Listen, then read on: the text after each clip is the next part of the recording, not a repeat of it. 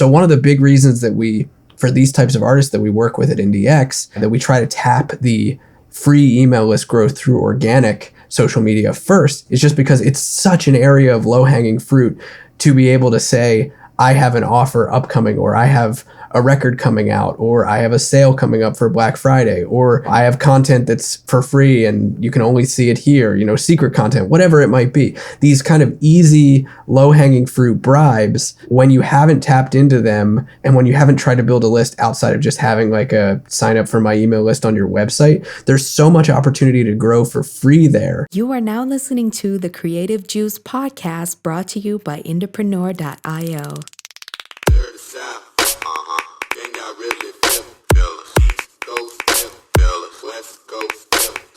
What's up, Indies? Welcome back to the Creative Juice podcast. This is episode 248. I'm your host, Jack McCarthy. With me, as always, is my co-host, Mr. Ed Isola. And we're going to be going into a little bit of a case study from a new client that we've been working with at the IndieX agency and some of the things that we've been able to pull off from them since they onboarded with us just a couple months ago. Really excited to share some interesting wins and hopefully a couple useful strategies and tactics that you guys can employ in your own music careers and take into consideration some of the strategies and the tools and the processes that we use here at the agency. So I'm very, very excited to dive into this. What's up, Ed? Give us the rundown of kind of what we're looking at here in today's case study. Yeah, well, like you said, it's awesome because when we onboarded this client who's been on for a few months now, I think we both were like, oh man, this can be really great, and we had been planning on doing a case study, not only around the Black Friday offer, but around just the entirety of what it kind of looked like since they came on to IndieX, since they did come on to IndieX. And now I guess I'm happy to report we're here. It did go very well. And we're about ready to kind of go and do a deep dive for you guys on everything from kind of what the store looked like initially, what the email list looked like, how the email list has grown, how the promos kicked off, and then how Black Friday went and how that kind of compares to how things were going before they onboarded. I think that's a really good kind of primer just to give some context on this artist who we won't name on the show because we don't want to out anybody and respect their privacy and what they're doing. But this is an artist with a pretty large following on Instagram, a pretty large following on TikTok to the tunes of like hundreds of thousands of people. And they came to us really with the hope of starting to actively monetize their fan base through e-commerce. And they had done, some merch drops online. They have a store set up where they were doing some merch drops from time to time. Usually it was, yearly, sometimes bi-yearly that they were doing new drops, but not anything particularly crazy. And then getting a trickling of sales in from here and there from other times outside of those drops. Here and there, they would get other sales coming through, but not a whole lot of crazy focus on it. A lot of their focus was just on continuing to grow at the very, very top of the funnel to get people out to shows.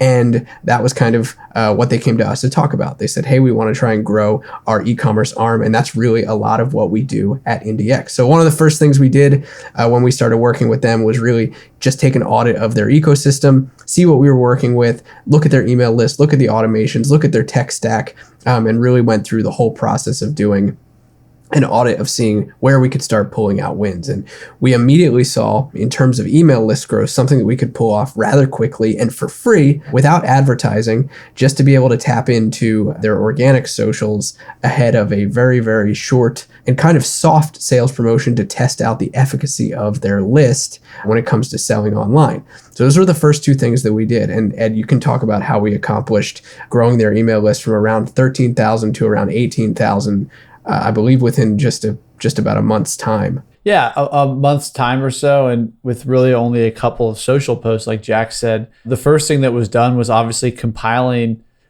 the different lists that they did have into one location. There was a list from the label, there was a list from the online store. Those two lists weren't connected. The customers in the store weren't being emailed about offers just because they were customers. It was really like if the label wanted to email, then the label would email. And if not, then so be it. So they were really nice about giving us the list from the label, allowed us to download the customer list. So that 13 or 14,000 that Jack just said, we first took those emails, put them into one place on Drip. And then we said, okay, great. These people are here now. Let's go get more people. And much like you've probably heard us talk about before, with new accounts and people that don't have email lists. When you have any kind of social following, just letting people know that you have an email list and are doing A, B, or C cool thing on it tends to drive signups. We went for a very broad offer the first time. We've posted, I want to say 3 social media posts total to gather these emails. Right after we compiled the list, we pretty much had them go up and say, hey, if you want to get secret access or something like that, like really broad language in the artist's language, though he wrote it a little differently. I can't remember what he said exactly, but it was like, if you want to get secret access to stuff as it's available, here's my list. Tons of people joined up.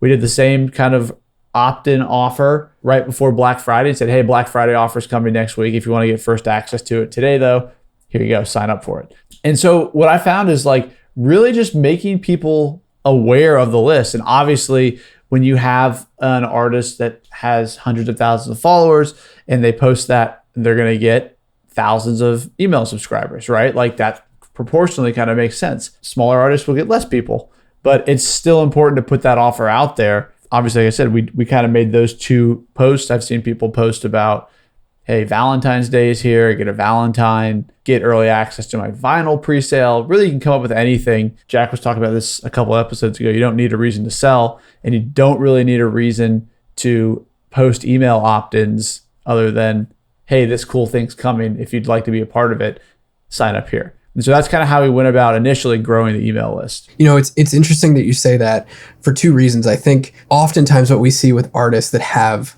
large audiences that really haven't tapped email marketing and e-commerce is a lot of times what they have are static opt-ins on their website that are usually just like something like get updates or, you know, be in the loop, and that's kind of it, and it lives there, but there's really no promotion of it. So one of the big reasons that for these types of artists that we work with at IndieX, that we try to tap the free email list growth through organic social media first is just because it's such an area of low-hanging fruit to be able to say, I have an offer upcoming, or I have a record coming out, or I have a sale coming up for Black Friday, or I have content that's for free and you can only see it here, you know, secret content, whatever it might be. These kind of easy, low-hanging fruit bribes, when you haven't tapped into them and when you haven't tried to build a list outside of just having like a sign up for my email list on your website, there's so much opportunity to grow for free there. It just presents such a great, easy win. And what's cool is, you know, we talked about growing this list from 13,000 to 18,000 pretty quickly.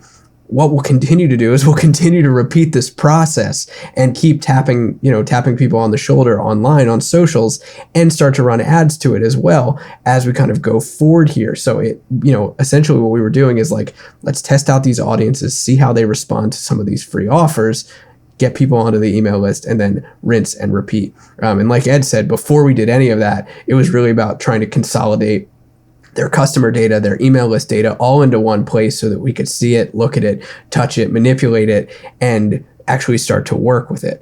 So that was kind of the ground level of what we were able to do as far as growing this list. And then from there, we structured out a few different offers to get this artist some of their biggest e-commerce wins this year. I think within the first promo that we ran, we either eclipsed or just about eclipsed their previous merch drop. And what was interesting was we were doing this based on merch that was already in the store. So it wasn't new merch. It really wasn't even a new offer. It was just a slight discount. And Ed, I'll let you go into the process of this, but it was cool to be able to pull in, I believe, around like $7,000 in e-commerce revenue just from this short little sale. Yeah, and to kind of give a even bigger picture of what Jack's getting at is that this artist came on, right? They have a big fan base, but the merch sales on the store weren't really moving monthly the way you would expect, right? It was kind of like drips and drops of merch sales. There was something every day, but it wasn't really like anything to be like, wow, that's crazy, you know, for an artist of that size, making anywhere, I'm just kind of looking at the numbers, like, you know, $1,500 to $3,000 a month on merch. It was really good, but it wasn't like probably what they were expecting. And probably part of the reason why we started working together was that, you know, we felt we could come in and help raise that, and they were looking for that number to go up. And so in March of this year, they had done a merch line drop, like brand new merchandise, released it, and they did about $7,000 on merch. over the course of that month around this new merch line. And so fast forward to, what was it, September or October when we started working together, I think very end of September, that was the highest merch month for the year for 2022. And everything else, like I said, was 3,500. Looks like it was the next highest. 4,500, and everything else was 3,500 or below. And so that's just to paint a picture that like you have this monthly merch offering that's hanging around $2,000 to $4,000, and the peak was $7,000, all around brand new merch products. The strength of having an email list and actually making offers, and we've talked about this so much lately, not being afraid to make offers and to let people know what's up, is that they came on board. We had no new merchandise. I said, hey, look, we need to make an offer. What do you have? They said, well, we don't have anything. We can do a discount on the store. It's like, okay, cool. Objectively, a pretty poor offer, and like, and that's not like picking bones or anything, because they No. yeah. Like, we were working together to set up a great offer for Black Friday, which went well. But this company is like, hey, we don't have any new merch items. Let's do this. And it's like, okay, on the scale of offers we could make, not the best, but let's do it. And I want to say it was like 10 or 15% off, and it came with a postcard, and it was like, they were willing to at least do the signed postcard thing, which was great. And that little offer alone, which is anybody could do that, right? That pulled in almost $7,000. And so what you saw was, man, this whole year, the best month was $7,000. They send 3 emails and do a free bonus that costs them 20 cents per little postcard, I think it was. And they just did their best month of the year over 3 emails. I was just going to say that's an important part to make. Really what we were trying to do here was to like test out this list, run a short promotion, 3 emails, and that was really it. No social posts, no ads, and just seeing what it could pull in. Yeah. And so was the test, like Jack said, that was a test, and the result was awesome. It's like, hey, you made a cool offer. You sent 3 emails. Like, look, you just did your best month over 3 days. And so that kind of was a test to prove like, hey, okay, these people on the list do want to buy. They will buy. That's a really good sign. Had they not bought, we would have had to revisit and kind of maybe clean some customers out and stuff like that. But like, that was a really kind of step 2 of, hey, here's the offer. Okay, list is viable. Now let's get creative for Black Friday. I hope that this gives some idea and potentially something that you can take from this if you or an artist that you work with is considering trying to get into this but feels weird about sales maybe, or wants to get into selling merch online and e-commerce but isn't really sure where to start. Some of the actionable stuff that we do with pretty much every artist that we work with is, one, like we said, like identify what's going on in the ecosystem, consolidate that data into places that we can see it and look at it and measure it, get an email infrastructure together that we can actually use, taking these sort of separated list sources, getting them into one autoresponder platform with Drip. And then the coolest part here, and I think that this is one of the most useful things to kind of get you over the hurdle of trying to sell for the first time actively, is running an offer to your list that's really meant to test your audience's tolerance for selling.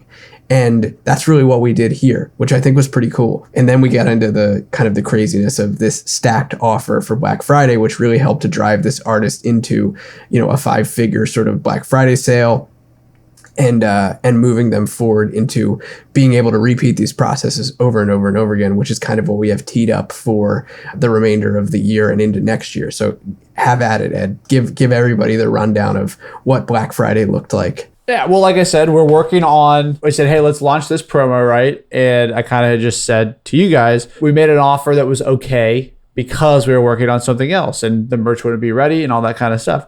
And so this offer wraps up in October. We don't really make any other offers just due to lack of product. And then what we did was, I want to say like the first week in November, we did that email list opt-in and said, hey, our Black Friday offer is coming. If you want to get first access to it, sign up here. Posted that on socials, had that come in, pulled in, 500 to 1,000 subscribers from that on the email list. And we had this really dedicated rollout where it was like, hey, on November 15th, we're going to email the people that signed up to this list, and like only those people, And then it was like from the 15th to the 23rd or whatever, the Wednesday before Thanksgiving was, there was 3 emails sent out. And it was going to the people in the early access saying like, hey, new merch is here. Here's early access to it. Go ahead and grab it, right? Thanksgiving comes by, nothing goes out. And then Black Friday to Cyber Monday was kind of a second period. So big picture, what this looked like, if you break it down, is early access for the emails the week before the 15th. From the 15th to the 23rd was 3 emails for early access. And then from the 25th, which was Black Friday, through Cyber Monday, 3 more emails. And we were talking about this before we got on here. What was cool is that the first set of offers from the 15th to the 23rd pulled in about $7,000.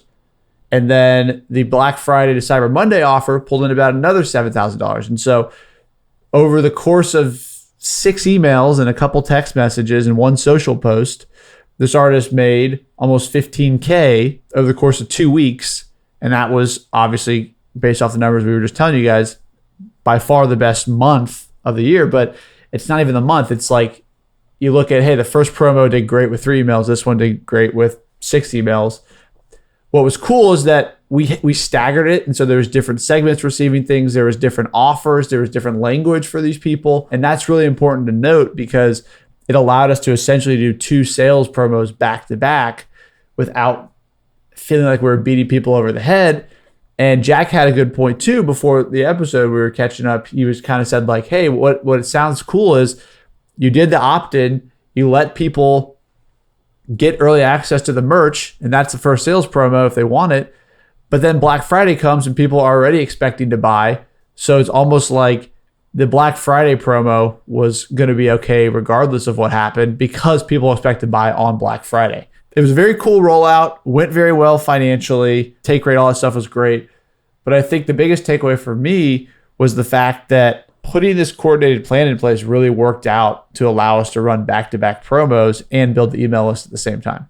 Yeah, and the cool thing is at the time of recording this promotion's still going. It's not done yet. True. Yeah, it wraps up in a few days. Today is technically Giving Tuesday at the date of recording, so we've got a few more days left in this promo. And as we mentioned on previous episodes, sometimes the last chance emails are the ones that really do even more damage. We've seen that time and time again, and I've seen that with a number of Black Friday promotions this year. So this is just a really cool example of getting kicked off, I think, with a new IndieX client, someone that has an audience to work with but hasn't really tapped into it. Hopefully you guys can learn from this, just some of these processes, like we mentioned, from the front end and learning about data and learning about consolidating data and how we go through and perform an audit.